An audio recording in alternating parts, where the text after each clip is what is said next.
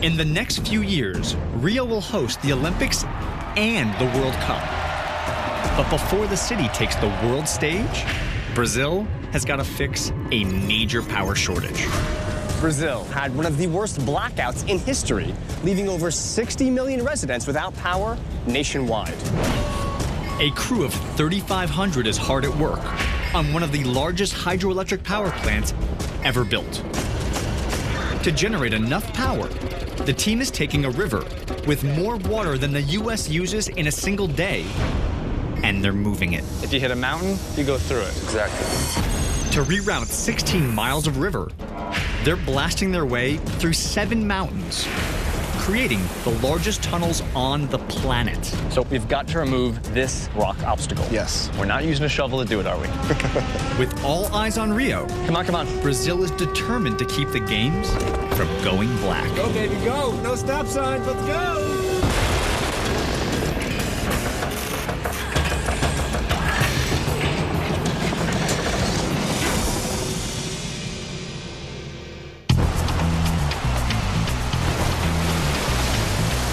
Welcome to Rio de Janeiro, the crown jewel of Brazil. Located in the southeast corner of Brazil on the Atlantic Ocean, Rio is home to 6 million people, the second largest city in South America. This city is famous for Carnival, the single largest party in the world, samba dancing, and Christ the Redeemer, the enormous iconic sculpture perched atop Corcovado Mountain. Soon, Rio will be known for something else, as only the 3rd city in history to host both the World Cup and Olympic Games back-to-back. The entire world will be watching this city when over 4 billion people tune in to see the games. The problem is, Rio may not be ready, because this city suffers from blackouts. But just 1 month after winning their Olympic bid, Brazil suddenly went dark in one of the largest blackouts in human history. For 5 hours, 60 million people were without power. With 750,000 tourists attending the games and over 2/3 of the planet watching on TV, the people of Rio are desperate to keep the lights on. So, as someone who's from Brazil, what does it mean to be a part of this bid, of this Olympic Games? Well, that's a unique opportunity, right? Because if we didn't win this time, wouldn't be probably in my generation that this opportunity would be open again. So this is a bigger event than Carnival. Way bigger. Carnival's the biggest event in Rio. Yes. So this will be more lights, more people. More lights, more people, more tourists, more buses, more infrastructure running the system. Yes. The city has less than 4 years to generate enough energy to power 2 marquee events. Their solution lies 3 hours north of the city, where they're building a massive hydroelectric power plant deep in the mountains. So I've just arrived in the town of Sapucaia, and I'm about 100 miles outside of Rio. And this town, sitting on this body of water, that's the site for the new hydroelectric project. One of the largest infrastructure endeavors on Earth. The Anta and Simplicio project is a job site larger than Manhattan. Workers here are reshaping some of Brazil's most difficult landscape in order to harness the energy from this, the Paraíba do Sul, a nearly 700-mile-long river that will supply the hydroelectric plant with enough water to fill 1,000 football stadiums. But the location of the river is the project's greatest challenge. Now, the issue is that they put the hydroelectric plant right here. The reservoir required to feed this plant would cause a big flood. A flood so large that it would destroy all of the forests here and require this entire town and 2 others to have to relocate. So instead of moving the people, what they're going to do is move the river. To save the town of Sapucaia, engineers are doing something incredible. Changing the course of 16 miles of this winding river in one of the largest water-moving efforts since the Panama Canal. Starting with a dam, they're diverting the river through 13 canals, 5 reservoirs, and tunneling through 7 mountains. water will safely flow towards 3 of the most advanced turbines ever built. So the concept basically is you have a river running here, Yes. but you need to put it over here. Yes. In between there are mountains and valleys. Yes. If you hit a mountain, you go through it. Yeah. If you hit a valley, you build dikes. Exactly. Simple to say, The concept is simple. Build it is very complicated. very complicated, I imagine. In order to handle 780 billion gallons of rushing water, these tunnels need to be some of the widest ever created. If they're too narrow by even a few feet, the water could back up, causing a devastating flood. Right now, I'm heading in to the mouth of tunnel 3, the very largest tunnel.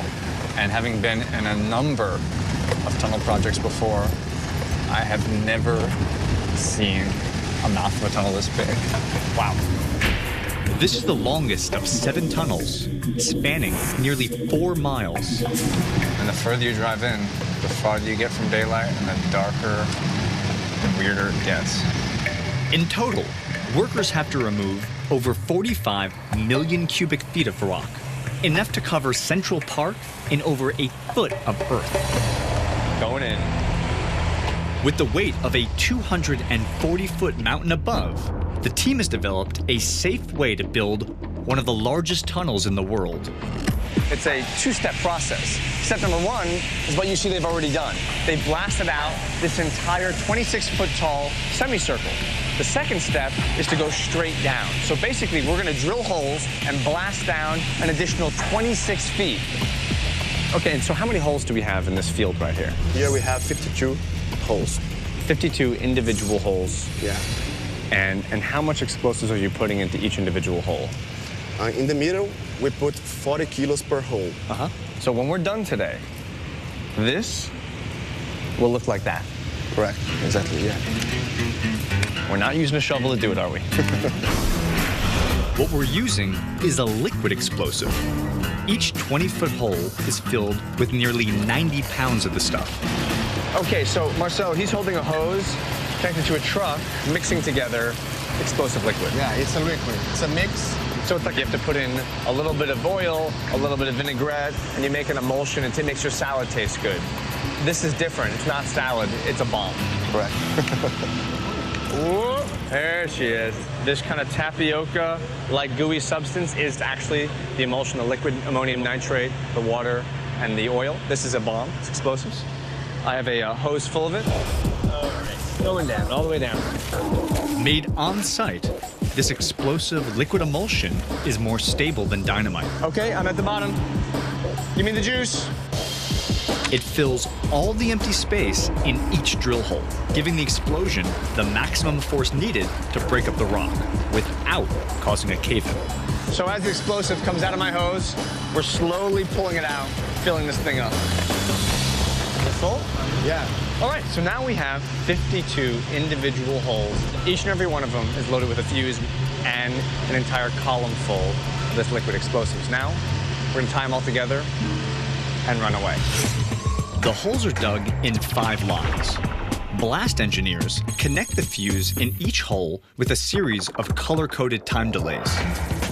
Once detonated, each line of explosives blows up in succession. Like a wave, it pushes through the next 30 feet of rock. Okay, so Kaido, am I looking at the plan right now? Are we looking down? Yeah. So this isn't just one gigantic bomb going off. No, we cannot do this because of the vibration.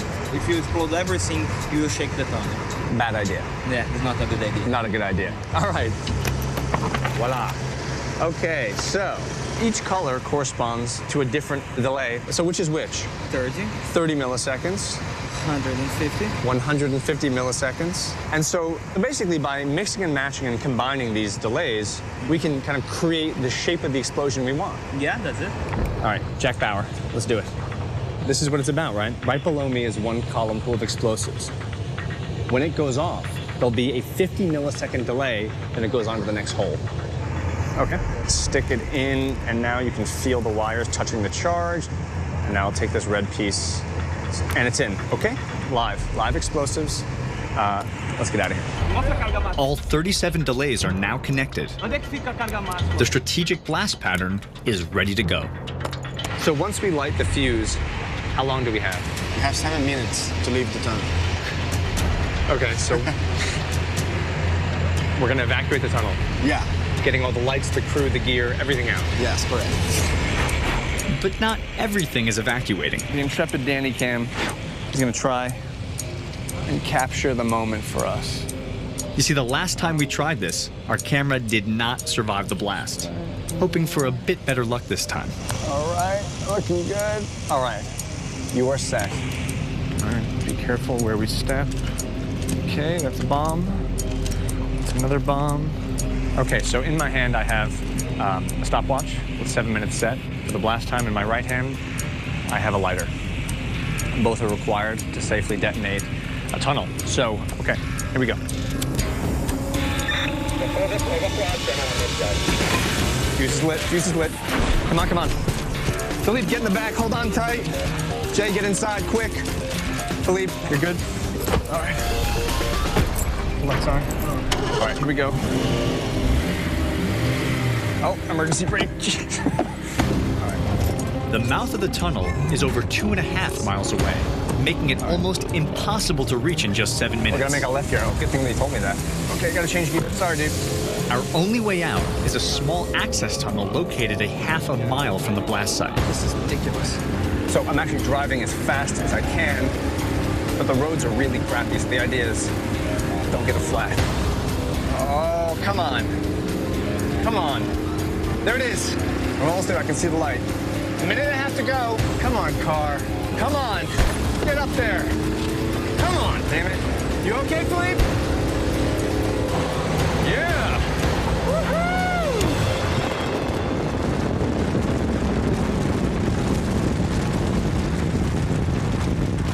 That just went off the moment we got out of that tunnel. That was not 7 minutes. How many minutes? The phone jumped out of my hand. I was driving so crazy. 6?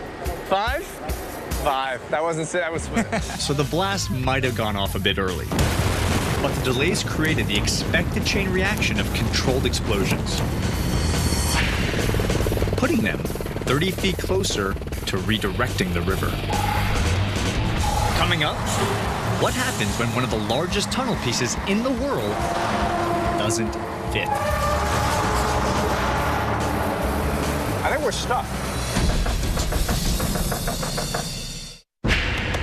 Brazil is the most visited country in South America.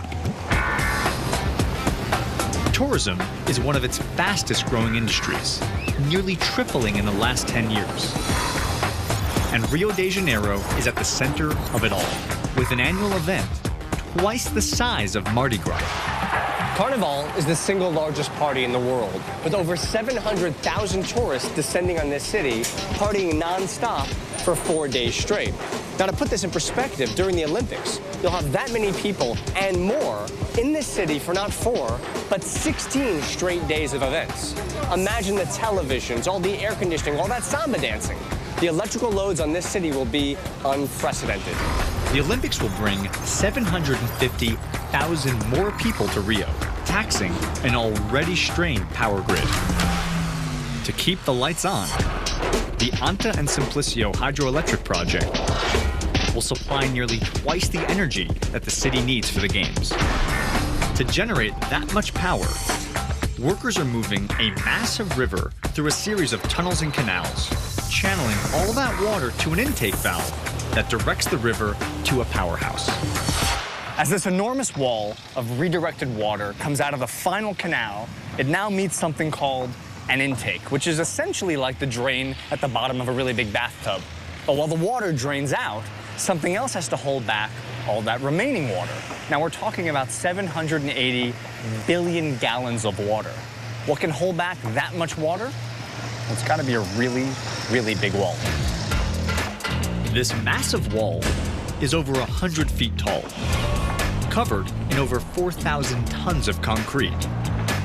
Its core is reinforced with nearly 75 tons of steel rebar, making it 100 times stronger.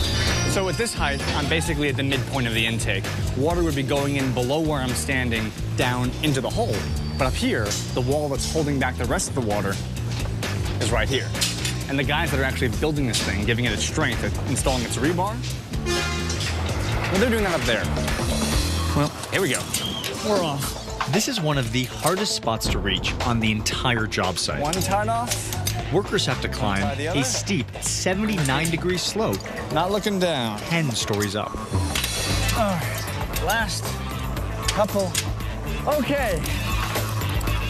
Woo! Top of the summit. How you doing? I'm Danny. Hello. Who's this over here? Cleope. Cleope and Aldo. Okay, Cleope and Aldo are gonna be my two teammates as we install some last bits of rebar on the very top of this wall. It's gonna hold back hundreds of billions of gallons of water. That's a lot of water. See? So the crazy thing is at this height, at the very height of the wall, the way to get more rebar up to us so we can finish this wall is like that. There's no room for a crane at the top. So a team of 6 workers hoist each 65-pound piece of rebar Holy, you gotta be kidding me. using nothing but 160 feet of rope. All right. Okay. Watch out, watch out, watch out, watch out, watch out. All right. Coming down. Watch your shoulder. Come down by me. Okay, we're at the right height. And now the rebar is generally where we want it. Now we put on those series of indomitable rebar ties to connect this horizontal piece to this vertical piece. Around the top. When finished, this crew will tie together almost 5,000 pieces of rebar, Bring in the tool, twist. creating a massive grid with over 17,000 joints that will stop a river in its tracks. Nice. Good stuff. Yeah! So, why is everyone so happy? Why so much woo? Today is Saturday. Today's Saturday. I see. Which means tomorrow's no work. No rules. Got it. All it takes is a day off. Brazil just blows up. There it is. Oh my God, it's like a prison break out here. Well, it just goes to show just how hard these guys have been working. 6 days a week, almost 16 hours a day to build what will be one of the most important pieces of infrastructure ever to be built in Brazil. And why? To make sure this city, when it houses both the World Cup and the 2016 Olympics, they don't have a blackout. Engineers expect a wall of water nearly 100 feet deep to barrel into the intake wall. After the water passes through, it drains at the base of the wall and enters 3 underground tunnels called penstocks, which begin with a 10-story drop to speed up the water. It gains momentum down a 7-degree slope, rushing towards the turbines. The faster the water, the more electricity they generate. So that's the turbine down there. Yes, And the central idea with the penstock is to do what to the water? increase the speed and the pressure. Both needed to move the turbines. And so the water's moving how many meters per second? 10 meters per second. 10 meters per second, so that's like 20 miles an hour. Yes. Water moving that fast would tear away rock from the walls and ceiling. Its force is stronger than a massive ocean wave and capable of causing a tunnel collapse. To reinforce the penstock, workers line the final 350 feet with 50 massive rings, totaling 800 tons of solid steel.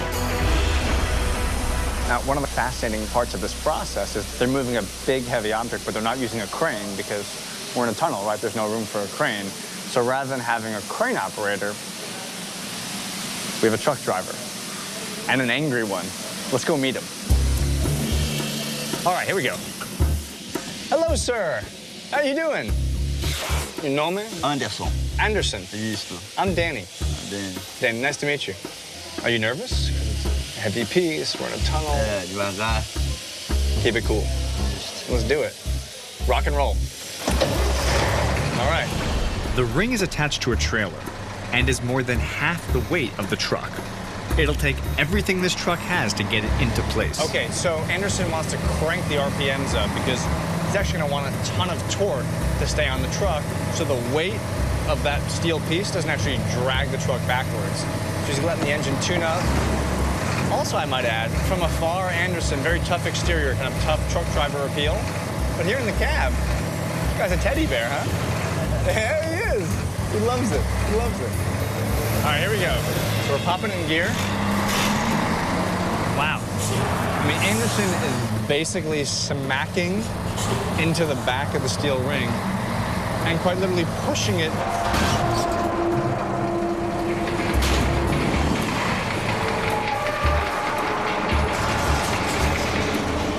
It's a kind of a tight fit. Uh-oh. Oh my God, look at that. I think we're stuck.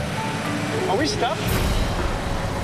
So what happened? Esbarrou na pedra. You hit it? Is that okay? Agora tem que pegar a máquina, puxar. Smacked it. Well, it happens. I mean, if you're basically parking like what is an enormous truck with a gigantic 16-ton steel tube, you might hit the side of the garage. Anderson did. It happens. Let's go check it out. It takes 3 days to secure each ring to the tunnel wall. And the crew has 3 penstocks to complete and another 146 rings to install. But for now, this operation has come to a grinding halt. So there's a flange on the outside of the steel that kind of protrudes out, and that flange somehow has gotten behind this bump out of concrete. So not only is it stuck on the side of the wall, it's actually blocking itself from getting unstuck. We're going to be here for a long, long time. Up next, sealing the most advanced turbine ever built with a 3,000-degree welding stick. Sorry. Right. If you touch the rod to any metal. Brazil is the 3rd largest consumer of electricity in the Western Hemisphere, with usage doubling in the last 25 years. This country is turning to its greatest resource, water. There are many different ways to make the electricity we need to power our cities. You can burn coal, you can burn oil, you can build a nuclear power plant, you can have a wind farm, even a solar farm. Now, for a country like Brazil that has 1/5 of the world's fresh water, a water solution makes obvious sense. The Paraíba do Sul is one of over 120,000 rivers in the country. And for the last 3 years, workers have cleared a new 16-mile path through 7 mountains, removing 650 million cubic feet of earth, all to bring that water to 3 of the most advanced turbines ever built. We are now at the final leg of this race. The water, now traveling at its maximum speed, is going to come barreling out of the steel casing, which will ultimately connect to this right here. This thing behind me is called the spiral casing, and this is where the water finally makes electricity. It's going to spin around this, pulling a 360-degree turn, all the while rotating the blades of the turbine. The turbine acts essentially like a water wheel. As water rushes around the spiral case, it pushes 13 angled blades, spinning the 35-ton turbine and generating power. The challenge, keeping the water from losing speed as it flows around the tube. The answer is the same thing that we use when we're washing our cars with a garden hose, right? If you pinch the garden hose, the water goes faster, right? So if we decrease the diameter of the hose, we increase the pressure of the water. Same principle, just much bigger. The water comes into the spiral casing at a diameter of 13 feet. And as the water goes around the curve, the tube gets progressively smaller, starting at 13 feet and ending at 4 feet. So when the water comes in, it travels the exact same speed all the way around the circle. The 62-ton spiral case is actually composed of 70 steel plates. Coming in, here we go. Okay.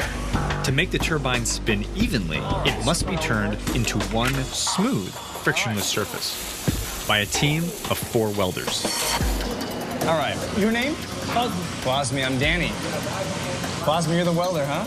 So what Cosme's up to is he's welding on these pad eyes. We'll put one on this piece of steel, we'll put a second one up on this piece of steel, and we're gonna bring it together in order to close the gap between 2 pieces of steel, weld it up, and make it one smooth curved surface.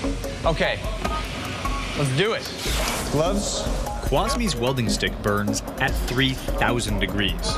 And to protect against flame and sparks, These guys wear welding jackets made of fire-resistant leather. Beautiful. Okay. Okay. All right, you show me how it's done. Put one arm in.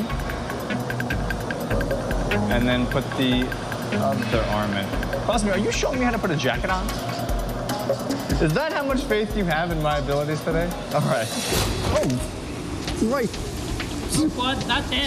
Sorry. Right. If you touch the rod to any metal. These pad eyes are welded onto each steel plate to act like an anchor when they pull the steel together. All right, gotta get it in there tight. Get a nice little bead going right there. Good motion.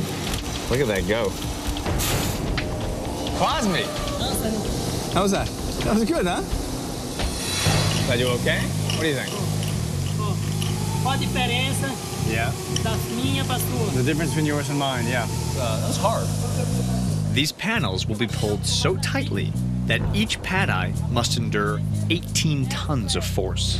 So we're gonna have to have it more weld. Entendeu? All right, so Crosby's gonna actually finish the thing up. Now, next step is the guys will put chain blocks onto that pad eye. Once we put tension in the line, we can pull the pieces of steel closer together, because in the end, they're taking these different individual curved segments and making one long curved tube that lets the water rapidly turn around and spin the turbine. 79,000 gallons of water will rush through the spiral case, with nearly the same force as a rocket during liftoff. Powerful enough to rip the 1-inch thick steel plates wide open. Now, to prevent that, the crew must entomb all 3 cases in over 2,000 tons of concrete. But they have to first make sure the cases don't leak by filling them with water. The problem is, you can't fill it with water if you have holes in it. So right now, what we're gonna do is plug up the holes of that donut to let them fill it with water. We're gonna do that with this big cylinder right here. The plug is actually a 32,000-pound steel ring. All right, let's shackle it up. And once lowered into place, it will seal up the spiral case, making it watertight. Okay, so everything in Portuguese is different from English, even the crane operator instructions. So, for example, going up with the crane? Para cima. Cima. Para cima. And for going down? Para baixo. Para baixo.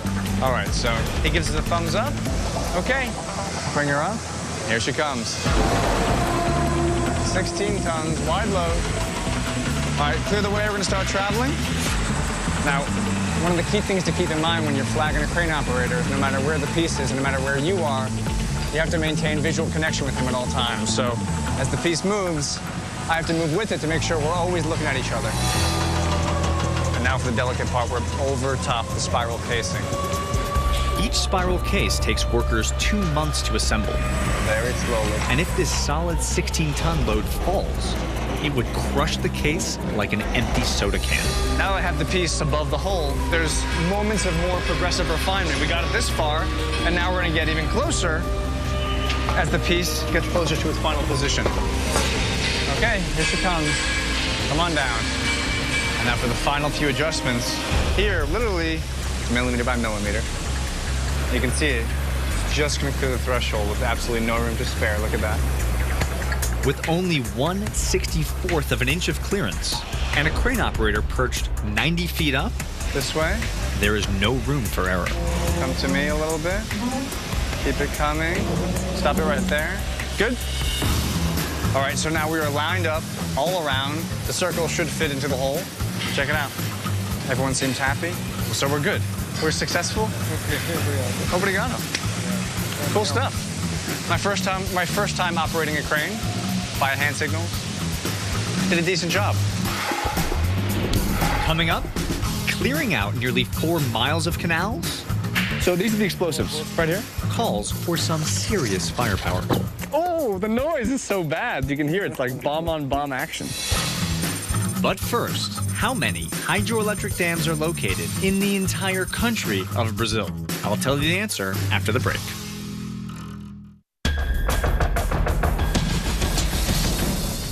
Here is the trivia answer. Brazil has 450 hydroelectric dams, more than twice as many as in the entire United States. Rio has 1.3 million people living in slums called favelas. 20 years ago, these neighborhoods had no electricity. Today, their power comes largely from direct taps into city power lines, an extremely dangerous power source. But thanks to the 2016 Olympics, this situation is about to radically change. One of the more fascinating reasons why Rio beat out their competition of Madrid, Chicago, and Tokyo is that winning the Olympics isn't just about showing off a shining, gleaming city, but rather it's also about using this as an opportunity to transform a place. So this favela, one of the poorest neighborhoods in Brazil, is also going to benefit from the Games. All the new infrastructure, all the new construction, all the new housing will affect this area. So winning the Olympics isn't just about sports, it's also about transforming a city. Brazil is spending $14 billion on new infrastructure, changing not only the favelas, but the city's entire power grid, starting with Rio's aging, open-air electrical substations. So, Rodrigo, this substation is in downtown Rio. I mean, for example, that's a condominium right there. That's an apartment building. People are living all around this thing. Yes. This is totally open? Yes. It's not good. It's not good. It's very dangerous, this.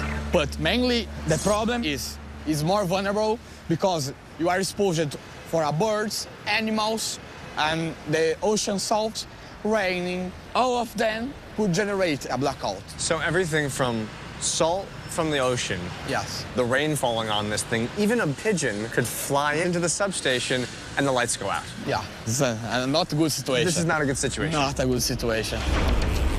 The 3 transformers in this 50-year-old substation step down the voltage, making it safe for use in the home. They're being replaced with 3 brand new ones, much smaller and safer. And this is what I'm looking at right here. This is the actual transformer right here. Yes. So we have 3 of these, and they're able to make the same amount of power as this entire old substation. Yes, it's the same power all of this substation inside this roof and all covered. So it's smaller, it's more efficient, and it's covered and protected. And covered and protected. I like it. Each transformer weighs 77 tons. It's not on, right? It's not going to electrocute me? No. And it took the crew and their truck 3 days to move it off the street. Now, just feet from its final destination, there is no room for a truck. Okay, Guilherme, explain to me our situation, because we're standing inside of Transformer Bay. Yes. But there is no transformer. No, not yet. But we're gonna pull this transformer, and you're gonna do this. I am gonna pull a transformer. Yes. By hand. By hand. By hand. My hands. Your hands. Not your hands. I can help you, but I think you can do it. In order to do it, we're just gonna. Yeah, you just have to pull it. Just give a little. You wanna? Whoop. And that's it? Yes. For what? 6 months? Each transformer has to be dragged the final 17 feet using a ratchet pulley system. You can do it, man. It weighs more than a tank, and each crank moves the transformer just 2 inches. It's like training for the Olympics here. In the transformer movement category. I'm gonna get the gold. Is it moving? Yeah. Do you need some help there? Yes, I heard yes. Do you have some help? Yes. Come on, get in here. Okay, let's go. You want the gold? You want silver, huh? No, I want gold. Now, actually, it's like figure skating. They have like the couples breaching. It takes 102 strokes of the ratchet to cross the finish line. Oh. Looking good. There it is, transformer in place. Moved about 17 feet. How? On the backs of champions. In the next 4 years, 50 more substations like this one will be upgraded, bringing power safely into homes. But getting the power to these substations presents an even bigger challenge. Brazil is a country that gets almost all of its power through hydroelectricity. And it would make sense that a hydroelectric plant would be located where the water is. The largest source of fresh water on Earth, the Amazon River Basin, is in the far northwest of Brazil. But 3/4 of the population live on the opposite side of the country. Connecting the 2 regions is a massive network of power lines, spanning over 3,000 miles. The issue is those power lines are really expensive to build, they're inefficient, and most problematically, they're vulnerable. You're looking at a series of opportunities for blackouts. Rio gets most of its energy from a power source nearly 1,000 miles away. But now, just 100 miles from the city, engineers are attempting to harness power from the Paraíba do Sul River by carving a new path to the water through 16 miles of mountains and valleys. The 16-mile journey that the water takes from the dam to get to the powerhouse takes it through 7 individual tunnel segments. There are 5 separate reservoirs, and here where I'm standing is the last and final canal before it goes into the penstock and into the powerhouse. The problem is, naturally, this canal is not wide enough to accommodate that much water. So what do? We're gonna take that rock face and we're gonna blow it up. So we're gonna take this down to that level, and how much further are we going down? 10 meters deep. 10 meters deep, so about 30 feet straight down to create essentially a bigger bathtub. Yes, that's it. Let's do it. 30 feet deeper means clearing nearly 6,000 tons of rock. So these are the explosives, right here? They're using over 2,300 pounds of explosives, enough blasting power to hit a 2.0 on the Richter scale. And we're gonna lower this down the hole and essentially just fill it with these white sausage-like explosives. See, let's do it. One at a time, just drop them in. You want one at a time, yeah. It's okay to drop them 30 feet, there's no risk? Problem. No problem. Not at all. Yeah. Oh, the noise is so bad. The noise, you can hear it's like bomb-on-bomb action. Each hole is filled with 50 pounds of explosives. And we're in, we're good. All right. The final step before detonation, connect all of the holes together with a single fuse to create one enormous blast. Good? You like it? Let me see that thing. All right, so this is the fuse. So here you can see there's a charge embedded inside of this explosive wire. It's wrapped in good. From there, we have a fuse. You follow the fuse. This distance guarantees us safety. We start running, and hopefully in about 6 or so minutes, this entire rock face on which I'm standing disappears. I got a fuse. Coming up, We gotta go, come on. we have only 3 minutes You okay? to escape from the biggest blast I have ever seen. You're driving like maniacs. Get out of here.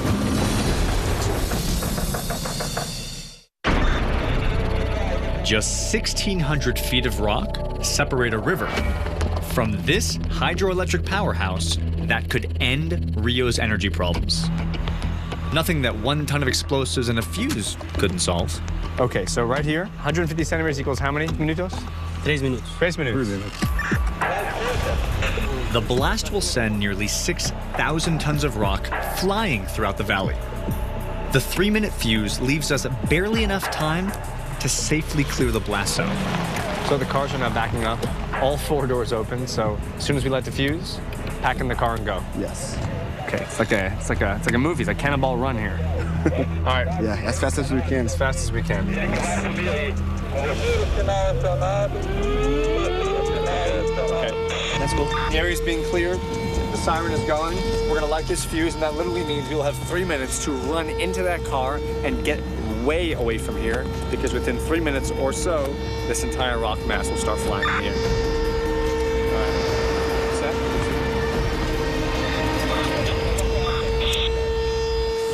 All right. Fuse is lit. We gotta go. Come on. Watch your step. Come on.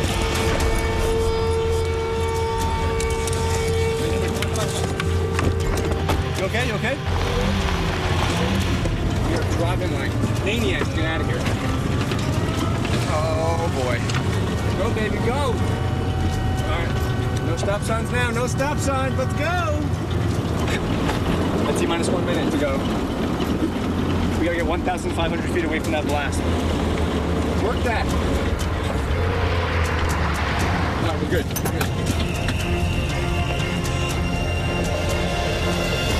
We should blow any second right now. Holy.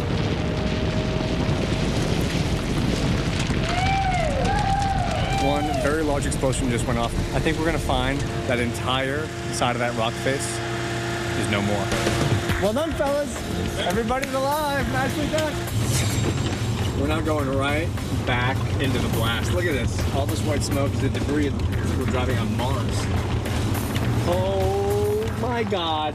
It's not there anymore. Look at this. It's gone. The whole thing is gone.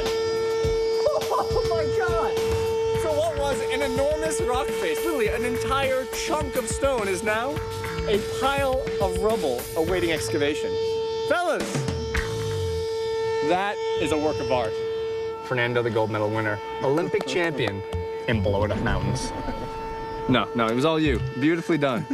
Beautifully done, sir. Really amazing. That was incredible. It'll take 53 more blasts to shape this 115-foot wide canal and bring 780 billion gallons of water to the powerhouse. The next challenge, keeping it that wide. The issue is, this massive earth-moving operation is man-made and will, over time, begin to erode. So today what we're going to do is apply a system to the side of this canal to make sure no matter what happens, it stays put and does not erode over time. To prevent rain from eroding the sides of the canal, Should we head up? the team must spray the hills with hydroseed. Oh. The homemade solution starts with water, soil, mulch, Yeah, there we go. and a special blend of local grass seed. These are the seeds right here? Yeah, they have about 7 species. So it's this mixture, this blend of seeds that'll actually enliven the soil, give it some strength, and minimize that erosion. Yeah. All right, here we go. Finally, they add a natural fertilizer. This is the good fertilizer. Yeah. This is organic, healthy. Is this poop? It's poop with soil, but it's organic, you know? Yeah, it's poop. It's poop. Organic fertilizer. What do I think it was? It's poop. All right, so we have our 7 different kinds of seeds.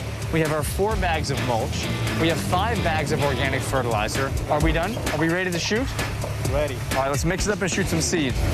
Ultimately, the team has to spray hydroseed over 5 million square feet of land, nearly enough grass to cover Times Square. Oh yeah. Workers use a hose with 80 pounds per square inch of pressure, spreading over 2,000 gallons of hydroseed in just 30 minutes. Here's the handoff. Here's the handoff. I'm stepping in. Hang on. Oh, wait. It's taking me. My God. Yeah, I got it. Okay. Yeah, I'm fighting a freaking boa constrictor. Come on. Okay. I got it now. There it is. I got it. Don't make it a battle. The crew has just 4 months to complete all the hydroseeding before Brazil's dry season sets in and the grass won't grow. So in just 2 months' time, I'm going to see plants that big. Exactly. And it's that grass planted on that hill that will keep the slope in place, minimize erosion, and let that water flow from this side all the way down towards the power station without interruption. This is one of the final steps in a 4-year effort to divert a river through an incredible 16-mile system of tunnels, reservoirs, and canals, all so that a powerful flow of water reaches 3 turbines, giving Rio the chance to show the world their incredible city during the upcoming Olympic Games. Rio will be a radically different city as a result of these games. Yes. It's not just about sports, is it? No, it's much more. It's much more. Actually, sport is the first driver, is what catch the attention, is what catch the passion. Right. But below that, there's much more happening. Rio de Janeiro is going to host both the World Cup and the Olympic Games within a 2-year window. And because of this incredible honor, they're going to build new roads, new housing, and new infrastructure, and really change the city. But for me, what makes this hydroelectric project so exciting, even beyond the incredible engineering, is that they're going to give Rio not just the electricity they need, but also the confidence to hold these incredibly public events and do so without the fear of a blackout. And if Rio can pull this off, they're going to change not just the physical landscape of their city, but also the image of their entire country.